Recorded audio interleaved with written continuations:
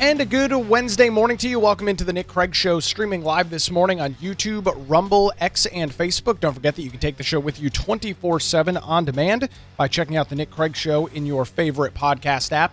You can also listen online by visiting the website nickcraig.com. Our show this morning is brought to you in part by Melissa Gott and the team over at the Law Group. Visit them online, lawgroupnc.com. We'll hear more from them coming up a little bit later on in the program this morning. I enjoy and have always enjoyed and very much appreciate the opportunity to do either radio in a variety of different forms, the Nick Craig Show podcast. One of the things that I don't like about doing this form of media, and it's not really the form, it's more media in general, is all of the sad news that we cover. And over the last couple of days, there has been a lot of violence across the state of North Carolina. On Monday's show, covered in great detail, another violent incident, a very violent incident on the Charlotte Light Rail on Friday that left one person severely injured, recovering in the hospital this morning, thankfully. Of course, 3 months ago, we had the big blockbuster story across the state of Irina Zarutska being brutally murdered on the same light rail system in Charlotte. And in the last 24 hours, we've got two major stories here across the state of North Carolina. One in Wilmington, one in Winston-Salem. We'll start off locally this morning, where two people are dead after a shooting at an apartment complex in Wilmington. This is a very bizarre story. Here are the details as we know them right now. Two people are dead after a shooting at an apartment complex, according to the Wilmington Police Department. They identified 40-year-old Delonte Reed and 46-year-old Eureka McDonald as two deceased from gunshot wounds. Police say someone called 911 around 11 o'clock yesterday morning after finding the two dead bodies inside of an apartment at Hanover Landing Apartments here in Wilmington. Officials say it looks like a shooting happened, but no one called in the gunshots, so it's not immediately clear what exactly happened. One woman living next door said she heard a gun cock, but not a shot. So I heard somebody pull back, depending on what sort of firearm it was, whether it was a pistol, it'd be the slide, or depending on the firearm there, heard that portion, but not the actual shot or shots itself. The Wilmington Police Department told WECT News that this was unfortunately an instance of domestic violence and a related murder-suicide, although at this point in time, they're not immediately clear yet who pulled the trigger or triggers. According to the Wilmington Police Department, Reed and McDonald were married and lived in the apartment where the shooting happened. A coworker of Reed's spoke to WECT at the scene and said that the two had just been married in July. And a neighbor said that Reed and McDonald had just moved into the apartment about a month ago. As neighbors said that the news was surprising, obviously, when you find out that there was a murder-suicide in your apartment complex, that obviously would be pretty shocking to you, with one of the neighbors saying, quote, "To be honest with you, I didn't assume it was the couple because I had heard last night they were at the store arguing. I was really hoping it wasn't because I had some dealings with them and they seemed like they were nice people. It's really unfortunate that they felt the need to permeate the solution to deal with, they needed a permanent solution to deal with a temporary problem." So this is a very disturbing story, for lack of a better phrase, lack of a better term, here in Wilmington. Some sort of domestic violence, murder-suicide taking place at Hanover Apartments. When exactly it happened, it's not clear. It could have happened on Monday, but police were called around 11 o'clock yesterday morning when somebody, it's not immediately clear if it was a property manager or who was exactly checking on these two individuals. They were found both shot dead and killed in their apartment. Again, isolated incident, according to the Wilmington Police Department.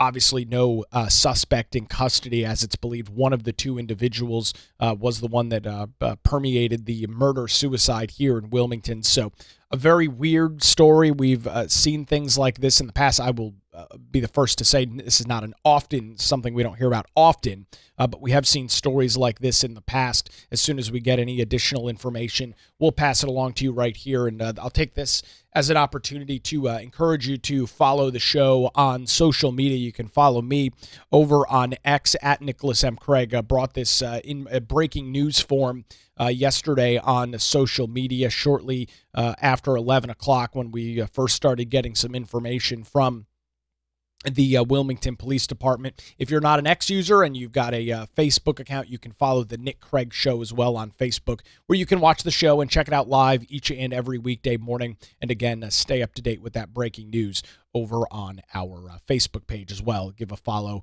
and a like to the Nick Craig Show there. So that's here in Wilmington. On the other side of the state, in Winston-Salem, another miserable story this morning. And don't love talking about these by any stretch of the imagination. One student is dead and another is injured after a fight at North Forsyth High School, according to individuals and officials within the Winston-Salem Forsyth County Schools. This happened, again, yesterday morning, just after 11 o'clock. Deputies say they responded to the school after receiving communication from the school's SRO that they needed all hands on deck. When deputies arrived, they say they responded to a fight between two students on the school's campus. Sheriff Bobby Kimbrough Jr. said that the fight ended with a loss of life, with deputies confirming that there was a stabbing during the incident. Now, what I'm about to tell you is unconfirmed, but I did have somebody send me some video of this situation yesterday, and it would appear that the situation in Winston-Salem and the Forsyth County Schools was some sort of conflict between two students. It would appear, and from reports, and again, I can't say for certain whether this is 100% accurate, but from what I've been told and what I've seen, a dispute over a vape pen led to a student stabbing another student in the bathroom. From the video I saw, it's very obvious, very clear this happened in the bathroom. Two male students battling back and forth in the bathroom, apparently over a freaking vape pen, which, by the way, is not allowed to be possessed or had on school grounds. Neither is a knife. So you've got two products, a vape pen and a knife, neither of which are supposed to be on school property in the school. One person is in custody this morning. We don't obviously know the individual of these, the identifying information on these individuals, which I'll note is common. We're dealing with, in this case, presumably, it's not 100% certain, but presumably minors, depending on what age these individuals were. So the information is not going to flow like you see with that, for example, the stabbing in Charlotte on Friday, where you get the name of the individuals, you start getting the details. That's going to be a little bit of a different situation and story here because, well, you potentially are dealing with minors in the eyes of the law, in the eyes of releasing public information. You're talking about minors. So that information is not yet available. But the sheriff, the superintendent, and some other folks spoke yesterday at a news conference about this. And I just want to play you part of this because this is unfortunately not the first time there's been violence, severe violence in the Winston-Salem Forsyth County School District. And from the police chief to the superintendent, you can hear the frustration in their voice with some of the violence taking place there. Here is the police chief yesterday afternoon. Ask you all to pray for the families, pray for the community. Vamos a creer que oremos para la familia. It's truly another sad day in Forsyth County. Es un día muy malo para el condado de Forsyth. At approximately 11:04 a.m. this morning, our SRO sent out a communication Aproximada a las 11:04 de la mañana, los oficiales mandaron un anuncio that he needed all hands on deck. We responded to North Forsyth High School. que necesitaban Upon toda arrival, la ayuda we responded to an altercation between two students. en North Forsyth, la escuela, entre la Doing pelea this- entre dos estudiantes. During this occasion, the altercation, there was a loss of life. En esta pelea hubo una muerte entre What I would dos tell you is that estudiantes. the families of the people involved have been notified. What I would tell you is that there is no danger to the community. What I would tell you is that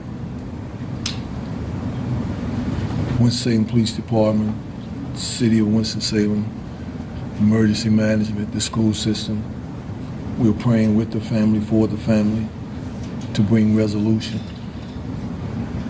I know you have a lot of questions, but what I would tell you is that it's an ongoing investigation. What I can tell you is what this community needs now is prayer. I need your prayers. The principal needs your prayer. The community needs your prayer. We need prayer right now. That's what we need. I'm going to pause for a moment and bring Chief Penn to the podium to share a few words.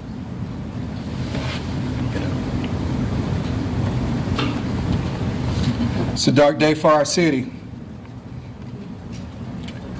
Events like this have shaken us to our very core.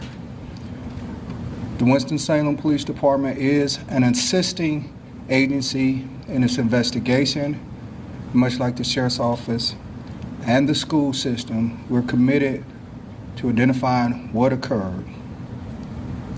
But what I would also say, and please by no means read more into this than what I'm saying, is that as a community, we're going to have to absolutely work together to stop senseless violence, period.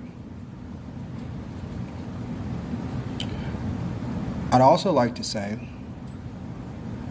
that whoever's sharing this video, liking this video, commenting on this video, please think about the insensitive nature of what you're doing. This isn't the time to clout chase. Our students, our teachers, all the staff at North Forsyth High School will need all of us. So as a community, again, I beg of us to come together to put an end to senseless violence. I'm going to pause this is the Winston-Salem police chief. We had just heard from the sheriff, obviously the larger sheriff department. This is the chief of the just the Winston-Salem City Police. You know, he mentions about the video, and I was sent a copy of the video. I did not post it online. It was not my business to do so. Not going to do that. But there's just it's kind of bizarre to watch. And let's be honest, if you go on YouTube or if you go on Instagram or any other social media platform where there's video, you will see videos of people fighting in public, right? This is not a new thing. This is not a new phenomenon. These videos have existed on the internet for 20 plus years. People have been recording video of people in altercations and publishing it online. We've all seen the videos, some more extreme, more violent than others. We've all seen the videos for better or for worse. But it is interesting in the video that I watched, of which I will not be showing this morning, that there is a large group of students watching this fight. Again, looked like it took place in the men's bathroom somewhere in the North Forsyth High School. You've got two students fighting. It first starts off as kind of a pushing and shoving match, and then it leads to a student grabbing some sort of knife, some sort of switchblade out of his pocket, out of his backpack, and running towards the other student. And it's just very odd from a societal standpoint to see a whole group of individuals. There's probably half a dozen, if not more, people standing between the cameraman and these two students in this altercation. And at no point does anybody jump in when this guy runs around with a knife to presumably stab and kill somebody, which is exactly what he did. Nobody jumps in to stop it. Nobody tries to de-escalate. I mean, it's obviously a chaotic video. This is not a professional film shoot. This is somebody's cell phone recording a fight in the men's bathroom at North Forsyth High School. But at no point is anybody jumping in to stop said situation. I mean, you've got presumably a 16, 17, maybe 18-year-old with a knife going after another student, and none of their peers jump in and stop and do anything.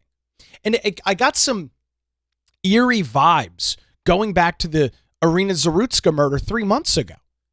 I'm not going to play that video for you this morning either. I think I've already played it, but it's pretty graphic. I have no interest in watching. It's not how I want to start off my day, and it's not how I want you to start off your day. But in that video, there's a same thing that's going on. And I don't know if it's that we've become numb to this stuff because you can see these videos online.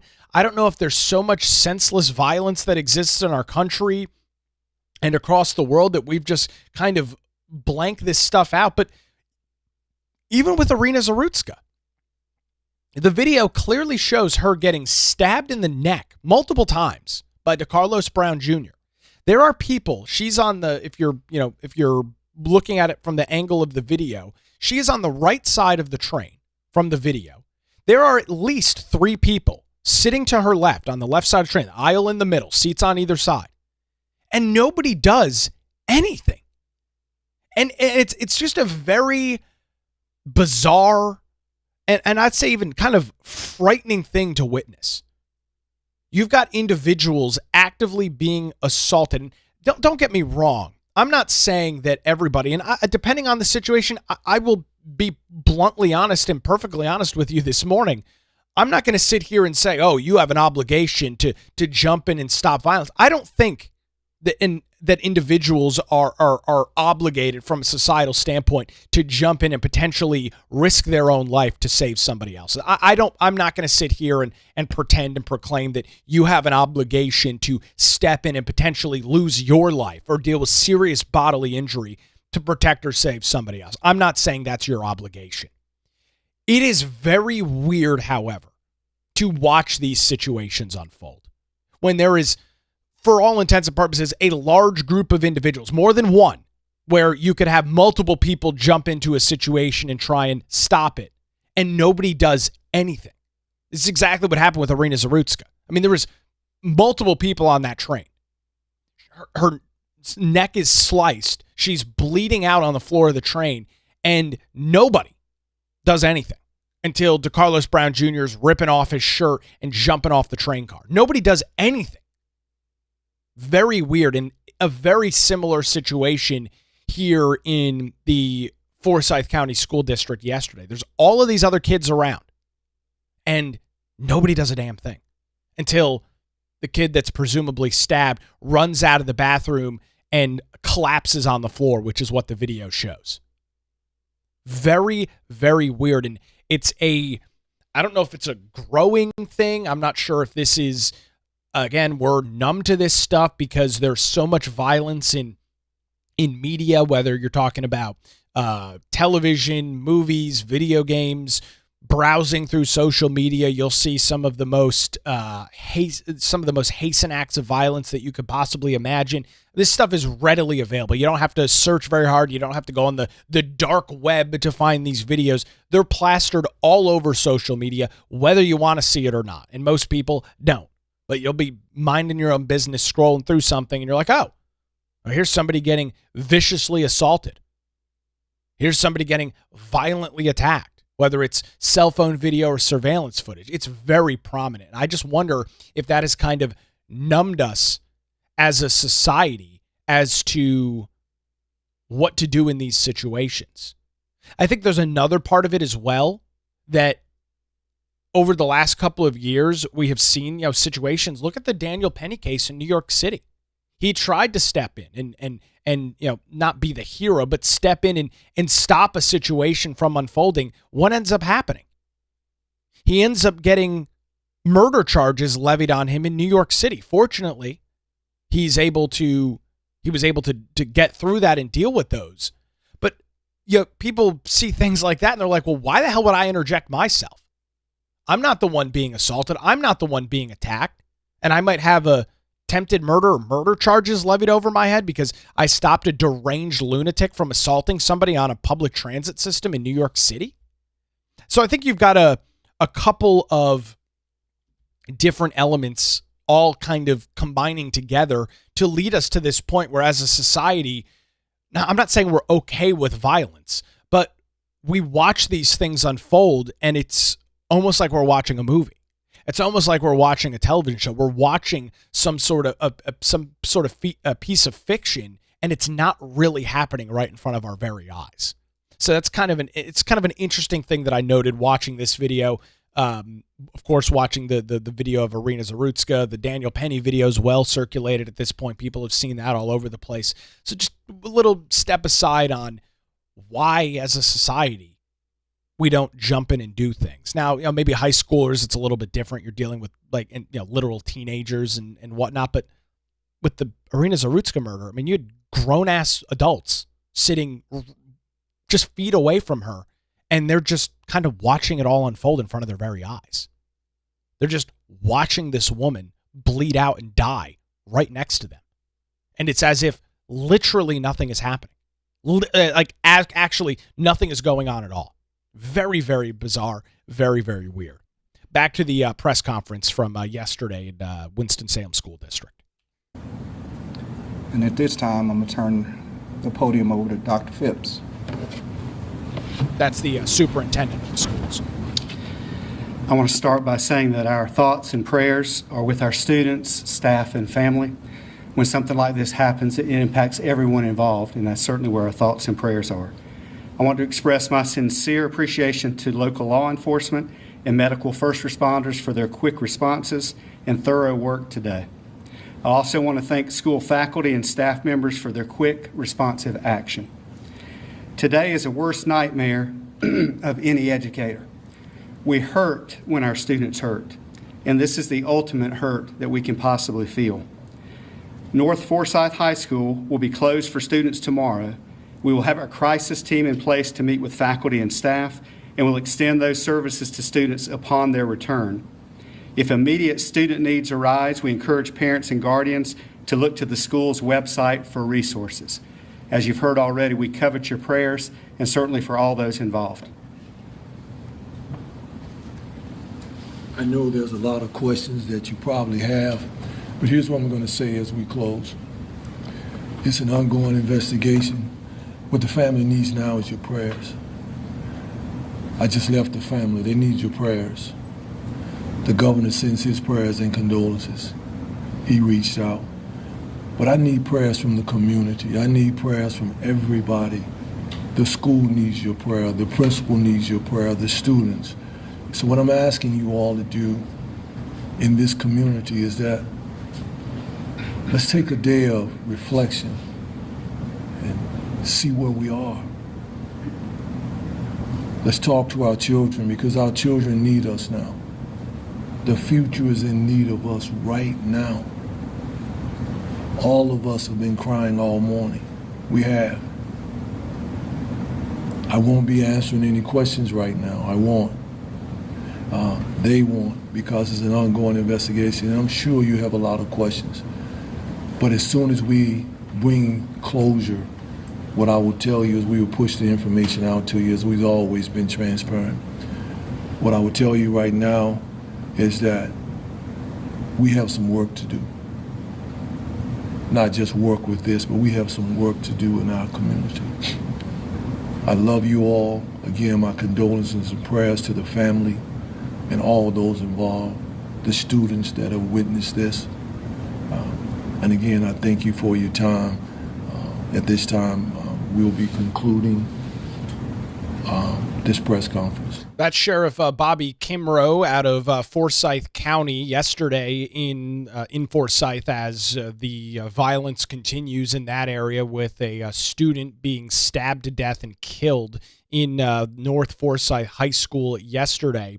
Kimbrough sat down exclusively with WXII News. That's Channel 12 out in Winston-Salem. He did a quick interview with the folks over at Channel 12. I haven't watched this yet; it just got sent to me. But this is a little bit more from him yesterday after this press conference. Looks like he's in his office. Take a listen. I felt the need to share my thoughts with you.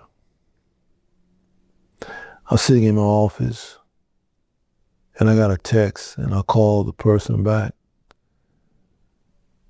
And I was sitting here with my team, and the person was on the phone crying. And the question was, why does this keep happening?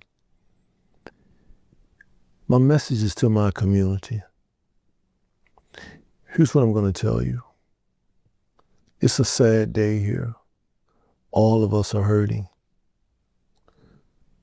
I need your prayers. The school system needs your prayers.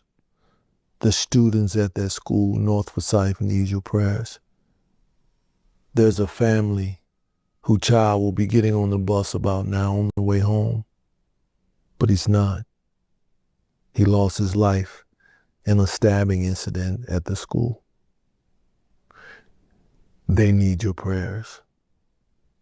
I know there's a lot of curiosity to floating a video around, but all I'm saying to you is that there's a family that don't want to see that.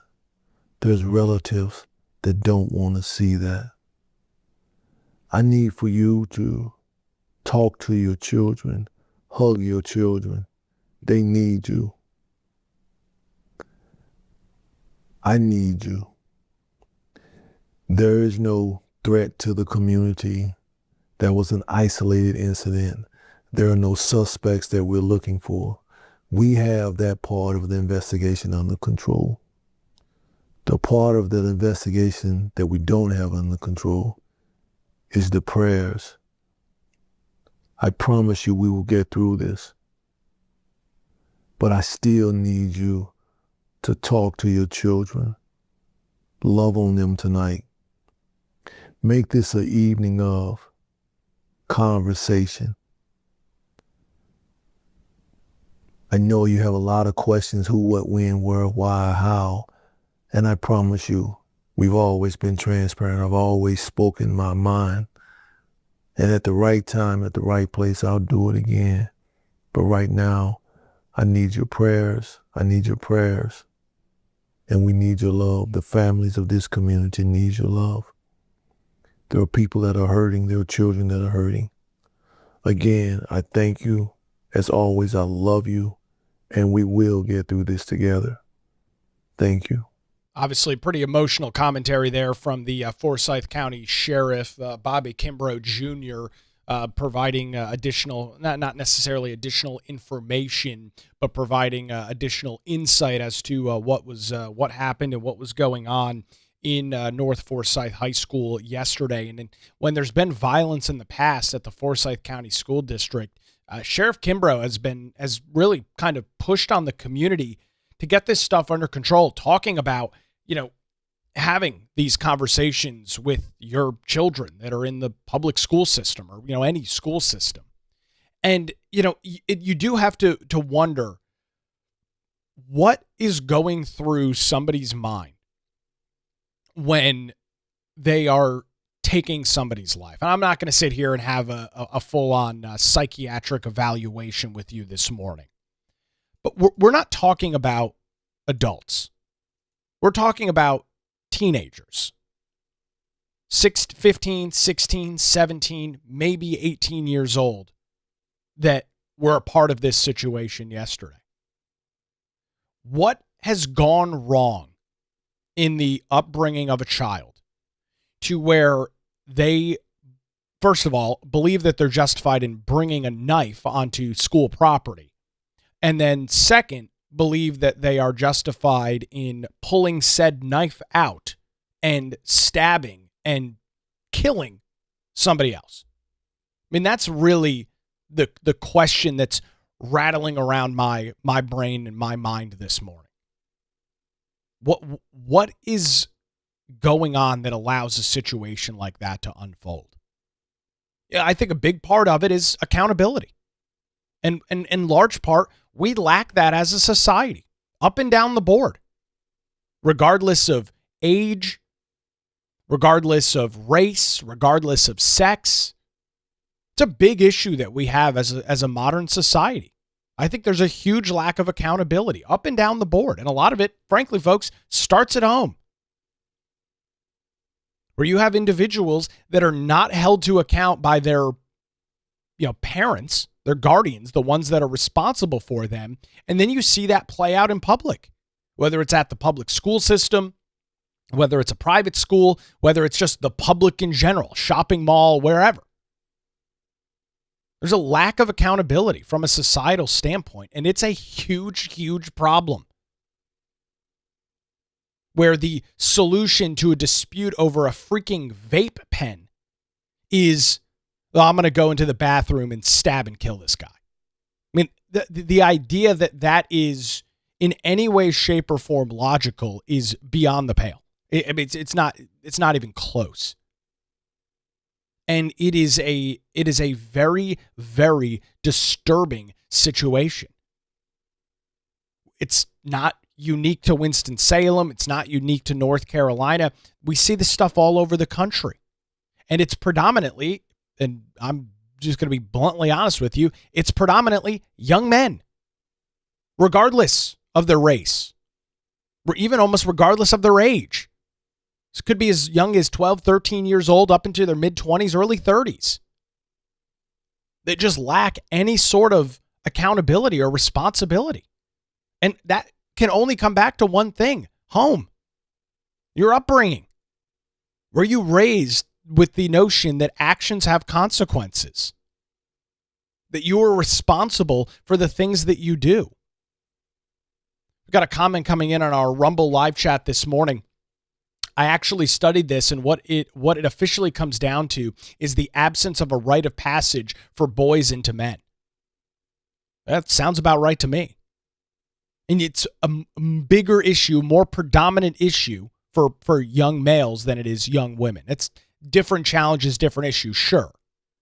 But you see this more predominantly with young men, regardless of where in the country we're talking about. In this case, of course, we're focusing on Winston-Salem, the Forsyth County School District.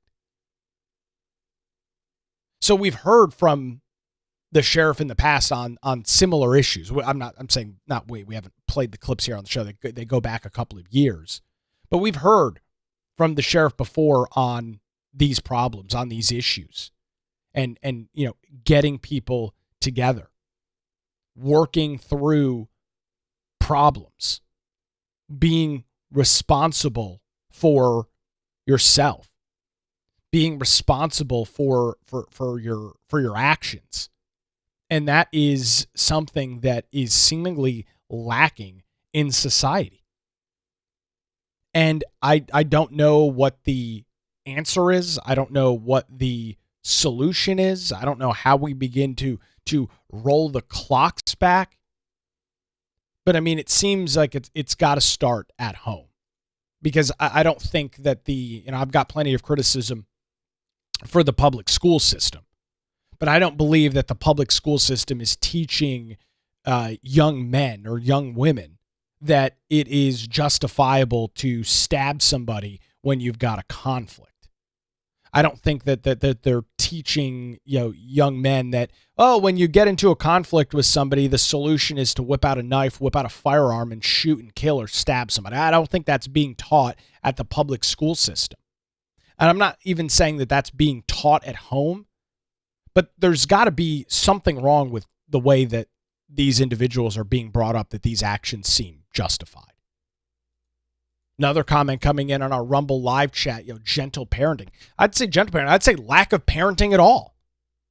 And this is not a new issue where you've got parents that have just allowed their children to run amok. And then you've got situations like this.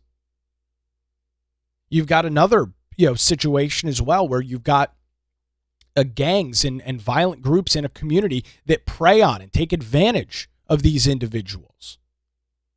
Try and use them for their advantage, in large part because they're juveniles. And the penalties, the crimes are typical, or the repercussions of violence or any sort of crime tends to be far less for those that are under the age of 18 years old. And so you've got a whole bunch of different, factors at play. Whether we're talking about youth violence, whether we're talking about general community violence, right? You had a domestic violence situation here in Wilmington yesterday, some sort of murder-suicide taking place at Hanover Apartments. Had somebody brutally stabbed on the Charlotte light rail on Friday. I mean, all of this stuff happening in the span of just like 5 days. And what was I reading? I saw a headline yesterday as well, a situation at Kentucky State University, KSU, one dead, one injured after a shooting there. It's just it's devastating. It's brutal. And the question is, how do we, as a society as a whole, how do we get this stuff under control? How do we get this stuff in line? We can't be afraid to talk about it. I mean, that is something that is, I can promise you, is not the solution. We can't just wipe our hands clean of it and go, these things happen and hopefully they don't happen again. I can promise you that is not the solution. I can promise you that will not lead us to any sort of long-term or any really even short-term solution in any way, shape, or form. I can promise you that will not be the case. And so there's got to be some pushback on this.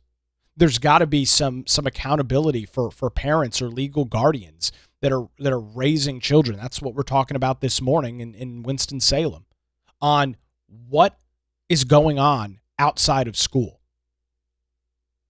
School violence and fights and altercations in school are nothing new. They've been going on for decades. 100 years there's been altercations and fights in schools. No question about it. This is not a new phenomenon that I'm passing along to you this morning. It's not. But you're starting to see, and some of it might be because there's video of this stuff now. Right back 30 years ago when there were fights in schools, you didn't have cell phone video of it. Kids weren't walking around with camcorders to record it. So you see this stuff now, and you see these brawls online. You see these fights, these violent actions. You're able to view these things almost in real time. I mean, it happens, and it's on Snapchat or it's on Instagram within a matter of minutes for everybody to see. Again, for better or for worse. And so I'm not going to sit here this morning and pretend that I have some grandiose solution to this problem, because I don't. And I'm always the first to come forward and say, there's a problem here. I don't know what the solution is. I try to always have a solution, but in this case, I don't. A lot of this, however, I believe seriously starts with accountability at home. Accountability from a parental standpoint. And then the other kind of weird side of this is, are we numb to this stuff? Nobody seems to, or very infrequently do you see bystanders, kind of jump in on a situation. And I get it. You don't want to put yourself at risk or at harm. I'm no pointing of the finger, not faulting anybody or blaming anybody. It's just a weird thing to watch. And there's just, the arena thing is kind of burned into my eyes. I can close my eyes and see the people just sitting there next to her having no idea what to do. Comment on our live chat, they're in shock. Oh, I'm sure they are. I mean, I would imagine I'd be in shock as well. Just very weird to see. Maybe it's always happened. I don't know. Maybe I'm just picking up on it now more and looking at these things from a little bit of a different angle than I had in the past. So maybe that's got something to do with it. I don't know. This is the unfun part of being in the news and media business. I'm not going to ignore these stories. I'm not going to ignore these topics because they're important. Got some comments coming in on our X chat live this morning saying, "Hey Nick, this is needful reporting. Keep up the good work. Appreciate that. Thank you very much."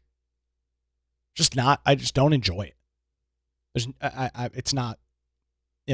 Your work and your job should be fun.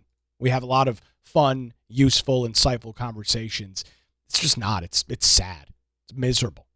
I hate doing it, especially when we've got something going on locally, something going on in Charlotte, and now this situation in Winston-Salem. So details a little bit sparse. We know that one student, unfortunately, was killed at North Forsyth High School yesterday. As you heard multiple times from the sheriff, they will be transparent as more information is available as they conduct the investigation, and again have to go through the pretty strenuous process of following this through with potentially the idea that the individual or individuals involved are juveniles. It might be some time. We might not have answers for a couple of weeks, depending on how the process plays out. So that is the latest that we are tracking out of North Carolina this morning. A couple of miserable stories to pass along to you on a Wednesday. Sorry, not a more upbeat and exciting show, but it's important stuff that needs to be talked about, and we've got to figure out how to roll the clocks back on this stuff and get to a situation where the solution to conflict is not violence, whether it's in a school system, a train, your apartment with this murder-suicide situation in Wilmington yesterday, all over the board. Young, old, doesn't matter. Something's got to change on this. So that's going to do it for a little bit of a shorter show this morning. I just don't have anything else to add. It sucks. It's miserable. It's not fun to talk about. So that's going to do it. I will give you a little bit of a heads up. There is a very interesting committee hearing that's going to be taking place in North Carolina today. You may have seen some commentary, some video on social media, or maybe some pictures over the last couple of days about the Chapel Hill Carrboro School District. They were providing some interesting literature to students within that school district, a book that described how Santa Claus was a gay black individual. This was being given to students within the Carrboro Chapel Hill School District, and the North Carolina General Assembly is going to be having a hearing on that today. Here's a little primer. Representative Brendan Jones was on Newsmax a couple of days ago talking about it. Here's a little bit of a primer before what should be a very, very interesting committee hearing. Here's Newsmax earlier in the week. Here are some of the other books that kids have access to. Two Dads, a book about adoption, Two Moms and a Menagerie. When Aiden became a big brother, which is about a little girl transitioning to be a boy. And last week, Tonight with John Oliver presents A Day in the Life of Marlon Bundo, a book about a boy bunny who falls in love with another boy bunny and lives with his vice president grandpa, Mike Pence. What is going on here? Why is the education world there in your state allowing these types of books to be used in schools? Well, it's not, and they're going to abide by the law. And let's just call this what this is. This is a full-blown indoctrination and grooming campaign by the Chapel Hill Carrboro schools. They're deliberately and openly violating SB 49, which is law, and they are daring the state to do something about it. The good thing is we're going to do something about it. They have been summoned to be at my committee this coming Wednesday, and they're going to tell the full committee what their plan is going forward, and I can assure them that if they do not get in line with the law, in short session, I will give them many reasons to fall in line. So there's Representative Brendan Jones. We've heard a lot from him over this long session. He is one of the more public figures within the North Carolina General Assembly. His committee does meet at 9 o'clock this morning. I'll be running tape on that, and I can imagine it's going to be a very interesting one. We'll have those details coming up for you tomorrow morning right here on the Nick Craig Show. Before we get out of here this morning, I want to make sure that you are aware of the way that this show is possible by your support, those that support the show at patreon.com/Nick Craig, and Melissa Gott and her amazing team at the Law Group here in Wilmington. And I want to let you know that when a legal challenge arises, whether it's a good legal challenge, a bad legal challenge, make sure you put your trust in the Law Group right here in Wilmington. Since 2003, their experienced attorneys have provided high-quality, affordable legal services across eastern North Carolina. Regardless of the legal issue that you're dealing with, the Law Group has your back, and they have your support. Their dedicated team is ensures that your questions are answered and issues are resolved as quickly as possible. They're located in downtown Wilmington and just a phone call away at 910-251-6088, or you can visit them online at lawgroupnc.com. Give them a call, 910-251-6088, or their website, lawgroupnc.com. The Law Group, experience and dedication you can rely on. We appreciate the Law Group and their continued support of the Nick Craig Show. The Nick Craig Show streams live weekday mornings, 7 a.m., YouTube, Rumble, X, Facebook, available 24/7 wherever you get your podcasts. We'll dive into this General Assembly hearing coming up tomorrow morning, 7 a.m. live right here on The Nick Craig Show. Have a great Wednesday. We're back with you tomorrow morning.